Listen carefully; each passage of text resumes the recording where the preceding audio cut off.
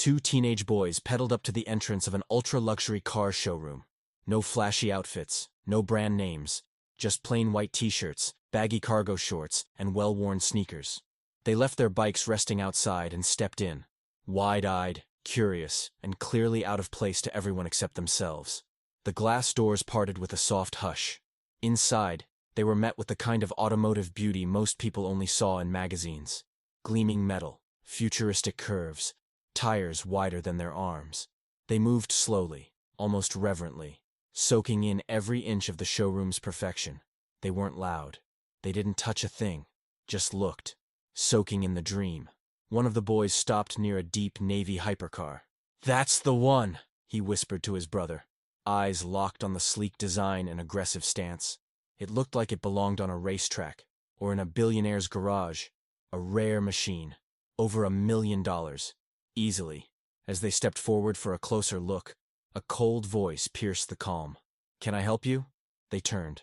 A salesman, polished to perfection in a custom navy suit and glossy shoes, stood with his hands calmly clasped in front of him, eyeing them with well-practiced judgment. He scanned their outfits and scuffed shoes, then offered a forced, almost mocking smile. "I think you boys might be in the wrong place," he said slowly, like he was doing them a favor. One of the boys managed a polite smile. "We were just wondering, are these cars really that expensive?" The salesman didn't even blink. "These models start at $1 million, he replied, enunciating every syllable, making sure they heard every word. "Maybe check somewhere more. In your range." From behind him, subtle snickers rose from a few nearby staff. A couple sitting at a consultation table paused, glancing over and exchanging a small dismissive smile. The younger boy's face fell. The older one gave a quick, embarrassed nod. "Sorry to bother you." They turned and left, heads a little lower, shoulders a little heavier. The glass doors sighed shut behind them as they returned to their bikes. Another forgettable scene in a place built more for status than service. And that should have been the end of it. Just a quick insult wrapped in customer service. Another day, another dismissal. But as the boys were about to pedal away, something shifted. "Wait!" a voice called out. They stopped, turned. A woman stepped out from a desk near the back, her presence steady and sure. Dressed in a cream blouse and black slacks, she looked like someone who noticed everything, even things people tried to ignore. Her eyes were calm, but there was a firmness in her tone that said she didn't like what she just witnessed. Her hair was pulled back in a sleek ponytail. There was something different about her. No smugness, no pressure to sell, just calm sincerity. She approached the boys gently. "Do you have a minute?" she asked. The brothers looked at each other, uncertain, then slowly turned around, wheeling their bikes back toward the showroom. They followed her, re-entering the space they'd just been pushed out of. She met them beside the same luxury car they'd admired. "I heard you asking about this model," she said, her voice soft but professional.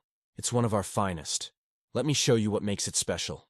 The boys' faces lit up again, curiosity creeping back like sunlight through clouds.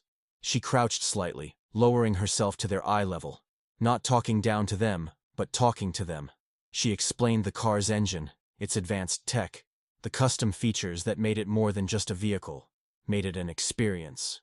She handed them brochures, guiding them through the glossy pages, pointing out what each detail meant. They weren't asking how much it cost. They asked about design, about the mechanics, about why the brand mattered. Questions most adults never thought to ask. "Would you like to sit inside?" she offered. Their eyes widened in disbelief. "Seriously?" one asked. She nodded, stepping aside. They each took a turn sitting inside the car, moving carefully, respectfully. No rough movements, no selfies, no giggling, just silent appreciation. A kind of reverence that said, "We know what this means." When they stepped out, she handed them her business card. "If you ever want to learn more, or if you have any questions, call me directly," she said with a smile. "You're always welcome here." They thanked her, shy but glowing, and rode off with their heads a little higher than before. Inside, the floor returned to its normal rhythm. The smug salesman from earlier leaned toward a coworker and muttered under his breath, "Wasting her time." She heard him, but she didn't flinch, didn't reply. She just kept working. Something about those boys stayed with her. Maybe it was the way they listened, asked questions with real intent. Maybe it was how they carried a quiet sort of confidence under all that awkward teenage energy. Or maybe, just maybe, It was because once upon a time, she'd been underestimated too. The day came to a close. The lights dimmed. The doors were locked. But their story wasn't finished. Miles away, nestled on the edge of a private hillside estate, stood a mansion with glass walls and a view that swallowed the skyline. A place where wealth was old, silence was deep, and what happened next, no one at the dealership could have predicted. It was the kind of home that whispered wealth, not shouted it. With its floor-to-ceiling glass walls, clean lines, and perfectly trimmed gardens, the mansion sat perched on a quiet hillside like it owned the view. As late afternoon light poured through the windows, it painted everything inside with gold. Warm rays gliding across marble floors, custom wood paneling, and abstract art that belonged in a museum more than a home. Every inch of the space looked intentional, almost curated, like it had been arranged, not lived in. Then the double doors opened. The two boys stepped inside, sneakers barely making a sound as they crossed the polished floor. They were still dressed the same: combat shorts, plain tees, scuffed shoes, but now they carried something invisible, a weight that had nothing to do with school bags. The older one paused to close the door behind them, his fingers tensing around the straps of his backpack. The younger exhaled through his nose, like he was trying to let the sting of the day slide off him. "Where's Dad?" he asked quietly. "In the study," the older replied. "Come on." They passed the chandelier that looked like it was floating, past the quiet hallway where classical piano music usually echoed through the walls, down a side corridor, where the light got softer. At the very end, two thick oak doors stood slightly ajar. Their father was inside. He sat behind a grand piano, one of those jet black ones you only see on performance stages or in rooms like this. He wasn't playing, just sitting there. The lid was open, a glass of amber liquid untouched near the edge. He didn't need to raise his voice. He never did. The kind of man who carried presents like others carry keys, without effort. He looked up when his sons appeared. "Back already?" he asked, his voice quiet but grounded. His eyes, as always, unreadable. The boys nodded. He studied them for a long second. "Everything all right?" The older brother opened his mouth to say yes, out of habit, but stopped. "No," he said, almost a whisper. "Not really." Their father motioned toward the leather chairs near the fireplace. "Sit." They dropped their bags and sank into the seats.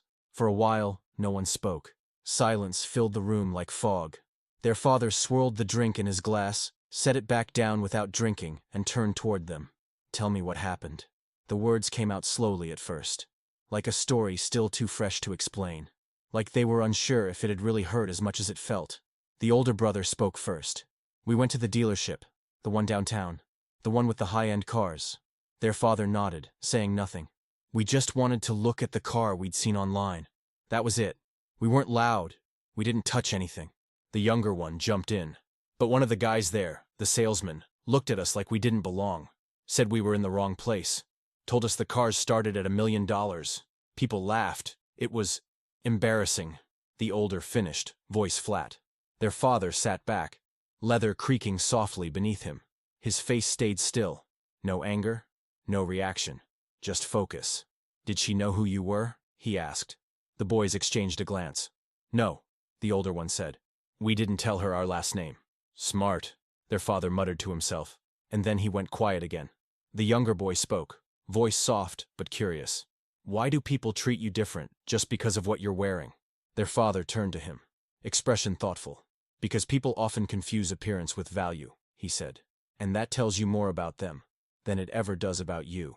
The boy nodded slowly, taking that in, like it was a truth he hadn't heard before but somehow already understood. The room fell quiet again. Their father rose and walked to the window, hands clasped behind his back, staring out at the fading light that stretched across the hills. He said nothing for a long time. The silence wasn't uncomfortable. It was deliberate, heavy with something unspoken. Then finally, without turning around, he spoke just 5 words. "Thank you for telling me." That was it. No grand speech. No visible fury, just calm clarity. 5 simple words that somehow made the air feel thicker. The brothers exchanged glances. There wasn't anything left to say. Their story had been heard, fully, not judged, not dismissed. And that, for now, was enough. That night, dinner was unusually quiet. The long dining table, carved from deep mahogany, stretched farther than necessary for just 3 people. But the family always sat close. Plates were arranged with elegant precision. Silverware gleamed beneath the chandelier's golden glow, and soft jazz played through nearly invisible ceiling speakers. The boys picked at their food. Every now and then, they glanced at their father. He ate slowly, methodically, present. The kind of presence that didn't need to fill the space to be felt. At one point, the older brother cleared his throat. "You're not mad?" Their father didn't look up. At whom? The salesman. The people who laughed. He finally set his fork down, looked up. "I don't waste anger on people who show me who they are," he said. "I pay attention, and I act when it matters." Then he calmly returned to his meal. Later that night, the brothers headed upstairs. As they passed in the hallway, the younger one asked, "Do you think he'll do something?" The older brother smiled knowingly. "You don't know Dad by now?" They wouldn't have to wonder long. The answer would arrive with the sunrise. Downstairs, alone in his study, their father made a quiet phone call. His voice was low and precise. "Yes," he said, "I need both cars delivered to the house. Tomorrow. By 8 a.m. No delays." He paused. "No, not the usual drop-off. Have the drivers wait, outside the dealership. Timing is important." Another pause, then softer, more personal. "It's time they remembered. Not everyone who looks ordinary is." He ended the call, set the phone gently on the desk, and leaned back in his chair. His sons had been judged by how they looked. He was about to remind the world, real power doesn't announce itself. It simply arrives. The next morning, like clockwork, the message rolled in. 2 Rolls-Royce Boat Tails, the rarest, most opulent cars money could buy, glided toward the dealership like they belonged to another realm. They didn't drive. They glided.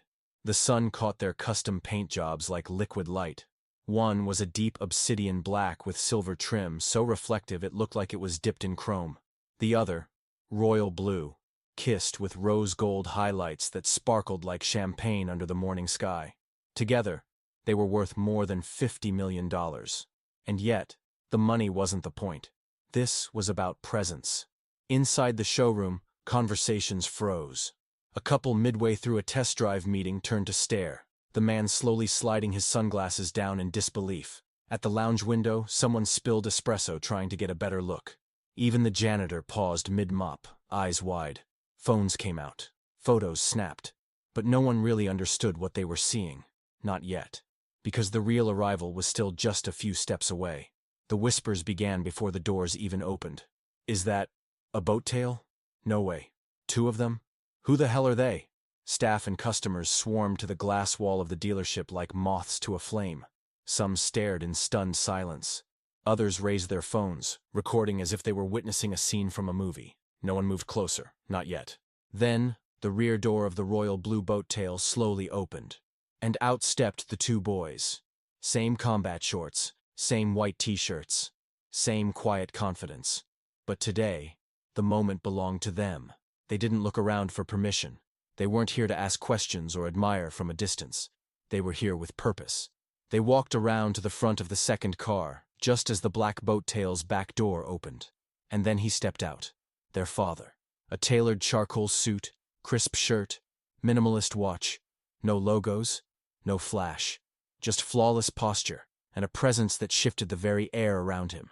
He moved with intention, adjusting his cufflinks not as a gesture, but because precision was his language. The moment he set foot on the dealership pavement, everything changed. He didn't just enter. He arrived. Inside, the same arrogant salesman from the day before was mid-laugh, retelling yesterday's tale to a coworker, the one about 2 scruffy kids who dared ask about a $1 million car. But now the laughter died in his throat. His eyes locked on the boys, then the man behind them. Recognition washed over him in a slow, icy wave. Panic followed. He straightened his posture, wiped his sweaty palms on his trousers, fumbled to adjust his tie.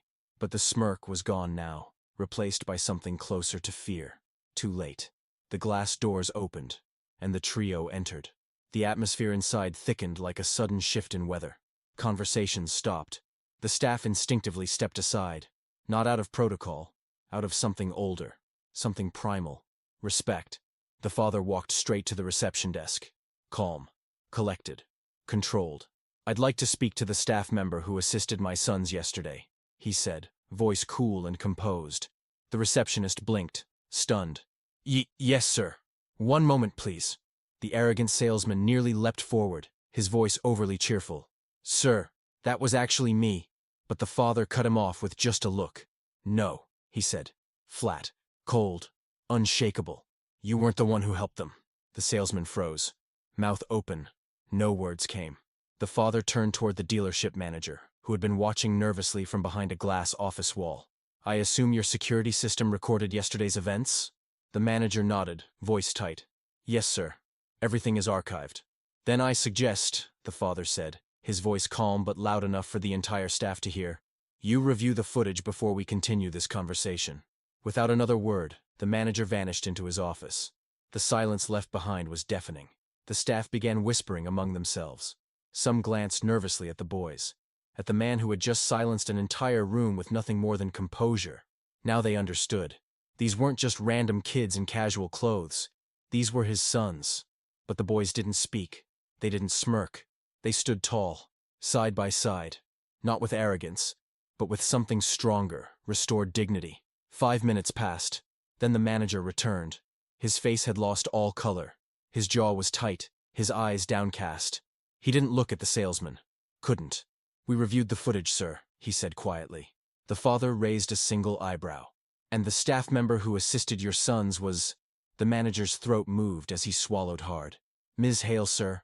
Our senior consultant. She treated them with the utmost respect. The father gave a slow nod. Good, he said. Then I'd like to finalize 2 purchases today. With her. Gasps echoed around the room. The salesman opened his mouth again, trying to recover, to speak, but the father didn't even glance his way. He had already been dismissed. Permanently. The manager finally spoke, his voice tight with discomfort. The staff member who helped your sons yesterday was Emily Torres. The father nodded slowly, then gestured toward the visibly sweating salesman standing nearby. And this man? The manager cleared his throat. He misrepresented the interaction. His behavior was inappropriate and unprofessional. The father turned fully to the salesman, his gaze cold and unmoving. You judged my sons the moment they walked in, he said. Not for who they were, but for what they wore. The salesman opened his mouth, but no sound came. You laughed at them, mocked them, turned your nose up because you thought they didn't belong. He paused, letting the weight of his words settle in the room. The irony is, you don't belong here. A gasp rippled through the showroom. The manager stepped forward again. Effective immediately, he said, voice firm. You're terminated. The salesman didn't argue. He didn't beg. He simply lowered his head, gathered his things, and walked out, past the very boys he had once dismissed. The father turned back. Bring me Emily. Moments later, the woman who had offered kindness when no one else had emerged, cautious but calm. Her eyes softened as she saw the boys. Is everything okay? She asked gently. The father smiled for the first time that day. Subtle, but genuine. More than okay, he said. You treated my sons with dignity. You listened. You gave them your attention when no one else would. She smiled back, humbled. They were polite. Sharp. It was a pleasure. The father turned and pointed to the hypercar they had admired. They told me they liked that one. The entire room went still. I'd like to purchase it, he said. Fully loaded. Every feature they mentioned. Include it. Her eyes widened. That's over $3 million. He pulled a pen from his coat. Then make it 3.1. And make sure the full commission goes to you. He signed the paperwork right there at the main counter. The same counter where the boys were once mocked. The moment wasn't just a transaction. It was a message. It was a reckoning. It was a reminder. As the paperwork was finalized, the teenage brothers looked around the room. The same people who had laughed at them yesterday now stood silent. Their faces were a mix of awe, shame, and deep reflection. Then the father turned, holding out the keys. Happy early birthday. The boys took them quietly.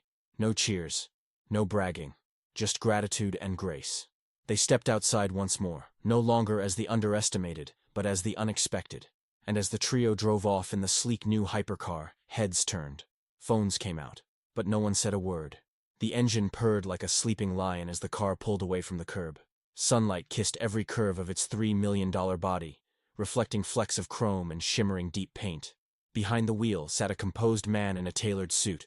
Still, focused, powerful. The car didn't carry him. He carried it. In the back seat, his sons sat in silence, holding keys that now meant far more than horsepower. They meant something earned.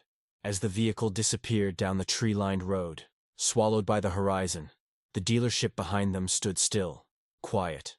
The silence left behind wasn't awkward. It was reverent.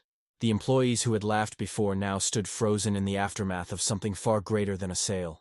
It was a statement, a lesson, a truth. The customer who had smirked the day before now avoided eye contact. The junior salesperson shifted uneasily, his earlier laughter long forgotten. Even the janitor, who had kept out of it all, gave a small nod of silent respect. They had witnessed the twist, the transformation, and they would never forget it. Because this wasn't about money. It was about how you treat people when no one is watching. About what happens when you mistake simplicity for insignificance, modesty for mediocrity. It was about respect, and justice, and quiet strength. In the back of the room, a soft chime echoed from the manager's office. The door opened. Emily Torres stepped out, her blouse simple, her hair tied neatly, her expression composed. In her hand, a letter, signed and sealed by the regional director. A promotion, effective immediately. She was now the senior sales consultant. Her own office, her own team, a seat at the decision-making table. No gloating, no celebration. She just walked across the floor, graceful and steady, through the silence her integrity had earned. And in that moment, everyone understood. Sometimes the biggest power comes from doing the smallest right thing. Emily walked through the showroom with her head held high, passing the same co-workers who had questioned her instincts just 24 hours ago. Every step she took said what she didn't have to. Respect isn't demanded, it's earned, and kindness is never wasted. She passed the receptionist, who smiled knowingly. Emily nodded back. Nothing needed to be said. It was already understood. In the background, the showroom felt changed. Not because fewer cars were sold that day, but because something real had happened. Something human. In a place designed to glorify machines. Where once there was laughter and arrogance, now there was reflection. A customer quietly asked to speak with Emily. A new salesman straightened in his chair without realizing it. A whispered joke ended mid-sentence. The camera slowly pulled back, revealing the sweeping design of the room. Flawless floors, gleaming chrome, glass polished to perfection. It panned past one empty desk. The same desk where the arrogant salesman once stood. Now vacant, his nameplate gone. His absence louder than his presence had ever been. It wasn't just about the car. It never was. It was about how people are treated when no one knows their name. About what happens when you mistake modesty for mediocrity. When you confuse simplicity with insignificance. It was about judgment and grace. About the difference one act of kindness can make. And somewhere in the quiet, from the manager's office, a soft ding echoed. The door opened. Emily Torres stepped out, letter in hand. Signed and sealed by the regional director. A quiet promotion, effective immediately. Senior sales consultant. Her own office, her own team. A seat at the table. She didn't cry. She didn't boast. She simply walked. And as she moved through that space, now forever changed, the story followed her. Not one of wealth, but one of dignity. One that no one in that showroom would ever forget.